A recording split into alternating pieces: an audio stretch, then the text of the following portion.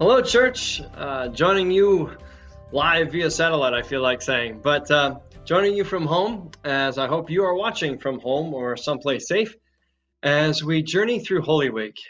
We've just had Palm Sunday celebrations, and so Monday. What happens on Monday of Holy Week? Well, as we talked about a little bit in service yesterday, things start to unravel for Jesus. The first instance that the synoptics talk about are really first a challenging of his authority, people questioning Jesus, the Sadducees about whose wife will this woman be out of these brothers that remarry her, and they don't believe in the resurrection, so they ask whose wife she will be in heaven. They're trying to trick him. That's the famous question where they show him a coin and asks, do they have to pay taxes to Caesar? And he asks whose image is on the coin, and says, give Caesar what is Caesar's, give to God what is God's. But then there's that most famous scene in the cleansing of the temple, the turning over the money changers' tables. And depending on which gospel you read, the meaning of that temple cleansing is different. So in Matthew, Mark, and Luke, all three, Jesus cleanses the temple in the last week of his life during the Passion. It is the main reason why the temple priests and scribes and Pharisees want him dead. He has gone into the temple. The money changers are out in the outer courtyard.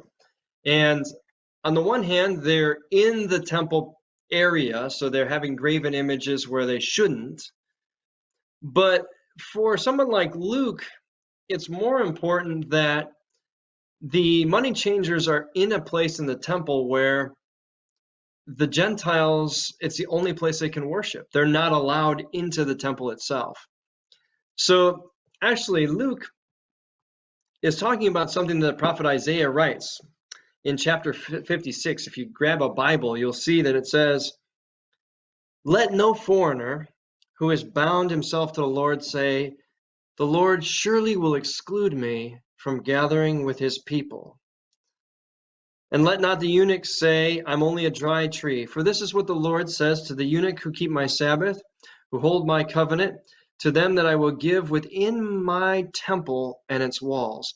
Now this is really important because eunuchs, according to the Torah, weren't allowed in the temple, nor were foreigners. But Isaiah says, God is saying, let nobody keep anyone, even a non-Jew, from entering into the walls of the temple. This is what the people had established, but it's what God's saying to the prophets. So we get Jesus, who comes to the temple. Here are these Gentiles outside trying to worship God, trying to hear the things that are coming out of the temple, because in his time, they still weren't allowed inside to the temple itself. Well, that's what the prophet says God allows. And these guys are transacting business, the money changers. And so how can they possibly worship? And he says, my Father's house, the exact same quote from the prophet Isaiah in chapter 56, is to be called a house of prayer for the nations, Gentiles included. And you have made it a den of thieves. Now, I've heard so many people say, oh, these guys are ripping people off. We'll get to that in a minute. But in Matthew, Mark, and Luke, it's not that the money changers are dealing dishonestly with the people. It's that they're distracting and preventing people from coming fully to worship God. My Father's house is supposed to be a house of prayer, and you've made it a hiding spot, a den of thieves. So it's not the actual robbing isn't taking place according to the Synoptic Gospels. It's where they're hiding. If you look at Mark's Gospel, it's even more pointed because Jesus waits the night of Palm Sunday. He looks around in the temple. He assesses the situation. He goes back to Bethany where he's been staying, and he thinks about it all night. And in the morning when the temple opens, he goes there and raises Cain. In Matthew and Luke, he just goes in during the day. And again, you've called it a hiding place of thieves. But in John's gospel, you get a different perspective altogether. First of all, it doesn't happen during Holy Week. It happens in the second chapter of the gospel.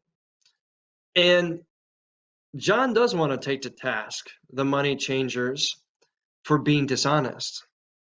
This is where you get all the church bingo stuff and, Monte Carlo nights. We can't have that in the church because in John 2, Jesus says, "You've turned my Father's house, a place sacred, into a marketplace."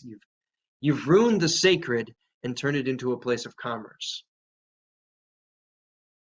So two different meanings about the cleansing of the temple, but either way,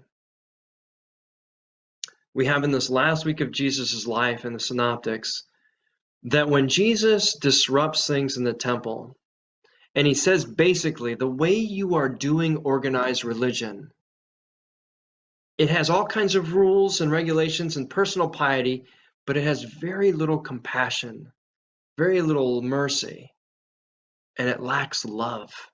So it's shallow, it's false, and this temple will be torn down. Now, of course, he's talking about his own body, but they think it's seditious, and they want him dead.